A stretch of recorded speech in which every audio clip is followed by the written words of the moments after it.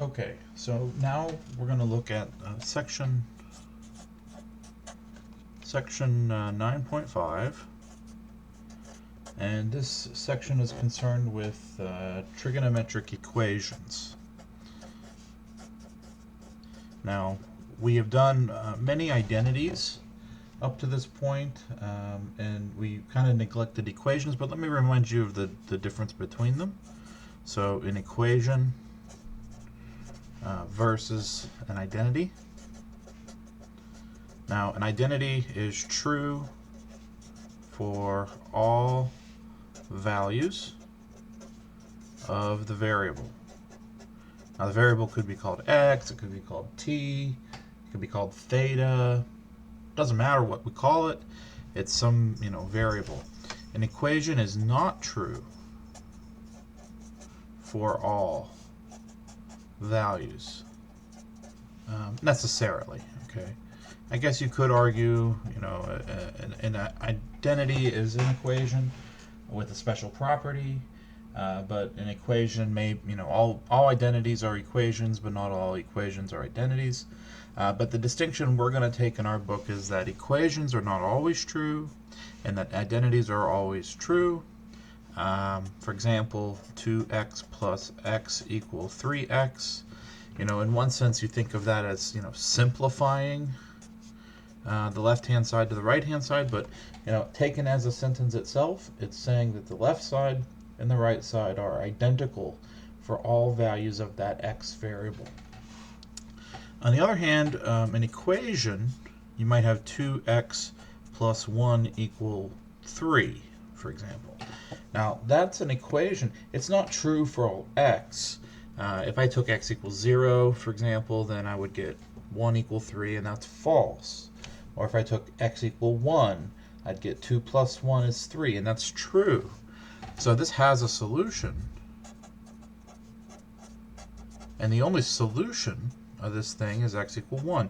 And you learn many ways to solve these in algebra. You subtract the 1, you divide by 2. We did this earlier in our class. Now, there is a little more work to see that that's the only solution, but we're not going to go there. Instead, we want to look at trigonometric equations. In other words, equations that you must solve containing trig functions in them. So, our goal is to find all x with some property. Now, these problems, they'll have a condition attached to them. And the condition looks usually something like, the variable lies in the interval 0 to 2 pi. Now, whether they put a closed interval and open in there, usually they put an open. What we mean by this is that the variable can take values on the unit circle, because we're going to just be using regular trig functions here, and 0 is allowed, and then you're allowed to pick anything around one full rotation, but we're not allowing 2 pi as an answer. Okay, now you might draw this, here's 0, and then you might have seen people draw it like this, with some kind of interval with a closed circle here, an open circle here, or you might have something like 0 less than theta less than 2 pi, where we put an or equal to there to indicate that the left endpoint is allowed, but we don't put an or equal to there because the right endpoint's not allowed. But regardless, this is what we're talking about. We're talking about equations of this type. Now, the reason, by the way, we restrict the attention to one rotation is because obviously if you allow infinite rotations either directions, you're always going to have infinitely many answers. You might recall, the graphical interpretation of solving an equation, and that would be, if I want to solve, if this is sine x, and I want to solve sine x equals, I don't know, 0.3, whatever that is, well, I would draw a horizontal line at 0.3, and then the solutions really are all the intersections of the graph with that line. but we are restricting our attention only to one rotation. So, you know, the only part of it that we would care about, that we would focus on, would be from here to here. And you would, in this case, end up with just two solutions. Because there's 0 and here's 2 pi. That's one full cycle of the sine function. So that's why we do this. Usually this is the range we care about, because all other values are sort of the same. Like this value is basically the same as that one. I mean, it says a different x value, but in terms of where it lives on the wave, it's the same, you know, same position of the wave it's appearing. And the same with this point and this point. They're both, you know, sort of the same in some sense. Okay, so some problems. Again, we're in section 9.5. Let's look at number 5. So number 5 says solve for 0 less than theta less than 2 pi less than or equal to theta less than 2 pi. And they give us this equation. 2 times sine of theta equals square root 3. Now, we have to treat this whole thing as an object, okay? In the algebra, it is a thing. And we want to find the theta, so we want to get that object by itself. So we're going to divide by 2, and you'll get sine of theta is root 3 over 2. Now, at this point, you know, you might be tempted to say, well, I can take the inverse sine, and I can say then that theta is the inverse sine of root 3 over 2. And you can, but that will only give you one solution, because the inverse sine, you'll recall, lives in quadrants 1 and 4, and you do not get two answers out of that, but in fact we will have two answers. So it's better for these problems to go back to the fundamentals, back to the unit circle.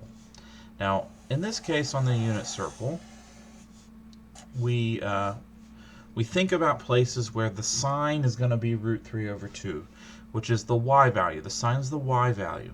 So you should know your unit circle by this point, but the first position you would see this as the value of sine is at pi over 3, at angle pi over 3, because that's the coordinate associated with that angle. And the other one would be horizontal from this. Now, it's not vertical from this, because that would change the y value, change the sine. It's horizontal from this, so it would be this point here at -1/2 root 3 over 2, and that's at the value 2 pi over 3. So we have now these two values. So what do we do? Well, we think about, are there others? Well, another position where the sine would be root 3 over 2, the SIN sine would be root 3 over 2, would be anywhere else that has this y coordinate on the unit circle. But notice, those are the only 2 points. There are none. And since we're only allowing one full rotation by this restriction, then it's only these 2 things that we want. And so we want the values of theta that make this equation true. That's what solving it means. And so we need to report these theta values as the answer. And this is the answer. It's pi over 3 and 2 pi over 3. Now, if you had done the solution where you instead said, well, theta, that's inverse tangent, or sorry, inverse sine of root 3 over 2, you would only end up with the pi over 3 solution. And that's because the inverse sine, by the way we constructed it in class, only gives you things in these quadrants. So because one of the solutions was in this quadrant, inverse sine cannot detect it. It is not robust enough to find the other solution. You just don't have the ability. It's just not there. So that's the only thing to pay attention to. So my advice is, don't do this. Instead, just go to the unit circle and then sort of reason it from there. That's the easiest way to succeed with trig equations. So let's go ahead and do another one of these easier ones. Later on, we're going to put some constants in the argument of the trig function, and then that's going to make things a little more complicated. So let's look at this problem, this example. Okay. In this example, we want to look at 2 cosine theta equals minus square root of 3. Okay, so it's a very similar problem to the one we just did. There's even a square root of 3 in there. It is a little different. There's a minus on this root 3. There's still a 2 over here, but it's a cosine instead of a sine. So again, we're thinking of this thing as an object to be solved for. So I'm going to divide by 2. And remember, when I say this, I'm doing it to both sides of the equation. Now on the left, when I divide by 2, it cancels, and I'm left with cosine theta. That's why I divided by 2. I wanted to isolate that. And on the right, I end up with this expression. So again, I could take an inverse cosine here. If I did, I would find one solution, but I would not find 2 solutions.